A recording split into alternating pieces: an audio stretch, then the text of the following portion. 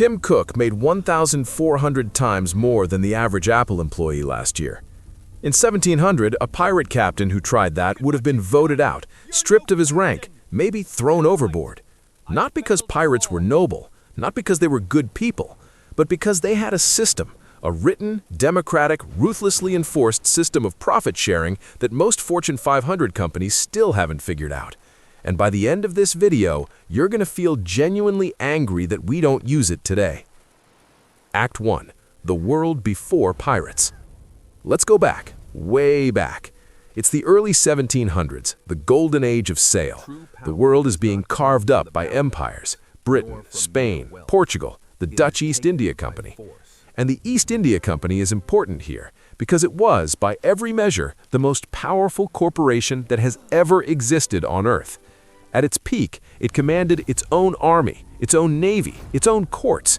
It controlled nearly half of all world trade. And how did it treat its workers? Sailors on merchant ships earned a fixed wage, small, non-negotiable.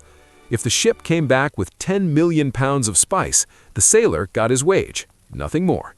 The investors got rich, the captain got a bonus, the sailor got scurvy and a handshake. Now here is where it gets interesting. Some of those sailors got tired of it. They mutinied, they defected, they turned pirate. And the first thing they did, before they chose a flag, before they loaded a cannon, was sit down and write a contract. Act 2. The Pirate Code. Every pirate ship had one, and when you read them today, your brain does something strange. It starts comparing them to your employment contract, and your employment contract loses. Here is what was actually written into pirate articles. These are real, historically documented clauses. Every man had a vote on major decisions: where to sail, whether to attack, who to elect as captain. One man, one vote, no exceptions. The captain was not a dictator. He had authority in battle, but outside of battle, he was just another crew member. He could be voted out at any time, for any reason. No severance package, no golden parachute. Profits were divided by a written formula before the voyage began. The captain received between 1 and 2 shares. A regular crew member received 1 share. The difference between the highest and lowest paid person on that ship, the CEO and the entry-level worker, was never more than 2 to 1. Let that land for a second. 2 to 1. In 2024, the average CEO to worker ratio in America is 268 to 1. In some companies, it exceeds 1,000 to 1. Pirates thought a 2 to 1 ratio was fair, and they enforced it with violence if necessary. But it gets better. Act 3. The world's first disability insurance. Pirate articles didn't just cover pay, they covered injury. If you lost your right arm in battle, you received 600 pieces of 8 from the common fund. Left arm, 500. A leg, 500. An eye, 100. A finger, smaller amounts, but still documented, still paid. This was not charity. This was a written legal obligation agreed upon before the voyage.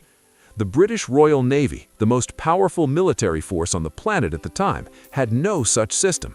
Sailors who were injured in service were simply discharged, left on a dock, occasionally given a small pension if they were lucky and knew the right people. Pirates invented workers' compensation insurance roughly 200 years before any government made it law. Now ask yourself a simple question. Why? Why would a group of violent criminals, men who raided ships, who operated completely outside the law, who had every incentive to be selfish and brutal, why would they create one of the most progressive labor systems in human history? The answer is pure psychology, and it is the most important part of this story. Act 4. The psychology behind it. Pirates created fair systems not because they were good, but because they were rational. Every man on that ship had chosen to be there. He had options. He could have stayed on a merchant vessel. He could have found work on land. He chose piracy because the deal was better. And the moment the deal stopped being better, the moment a captain became greedy, or the share system felt rigged, men left, or they mutinied, or they took the ship. This created something economists call a voluntary high-trust environment. When people genuinely choose to be somewhere and genuinely believe the system is fair, they perform differently. They fight harder. They take more risks. They protect each other. Pirate ships were statistically less likely to experience violent internal conflict than Royal Navy ships of the same era. The Navy, which ran on hierarchy, punishment, and rigid rank, had more mutinies, more desertions, more onboard violence than the pirates they were hunting. The most lawless men on the ocean had built a more stable and cooperative organization than the most powerful government military in the world. And they did it with one simple insight that most modern companies still refuse to accept. When people feel the system is fair, they stop fighting the system, and they start fighting for it. Act 5. The unexpected twist. Here is the part nobody talks about. The golden age of piracy ended not because governments got better at catching pirates. It ended because governments started offering pirates a deal, a pardon, legal status, a legitimate privateer license. And pirates took it in huge numbers. Because here's the thing about people who build fair systems. They are not ideologically committed to chaos. They are committed to fairness. Give them a legitimate way to get it, and they will take it. The ones who refused the pardon, the ones who kept sailing under the black flag, were not the most violent or the most dangerous. They were the ones who had looked at the legitimate world and calculated that the deal was still not good enough.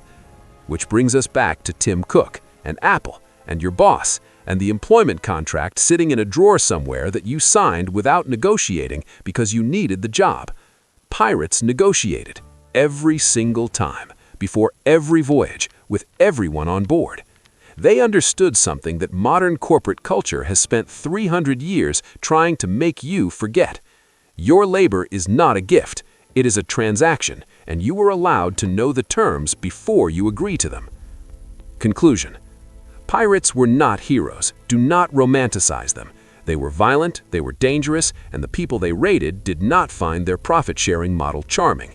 But they were also, in one very specific and uncomfortable way, more rational about fairness than most of the organizations we work inside today. They wrote down the rules before the voyage began. They voted on leadership. They compensated injury. They capped the gap between the highest and lowest earners at 2-to-1. And every time a modern company tells you that fair pay is too complicated, or that executive compensation reflects rare talent, or that profit sharing isn't practical, remember that a group of men with no government, no courts, no HR department, and a very short life expectancy figured it out in 1710 on a wooden boat in the middle of the ocean. The system exists. It always has. The question is, who benefits from you not knowing about it?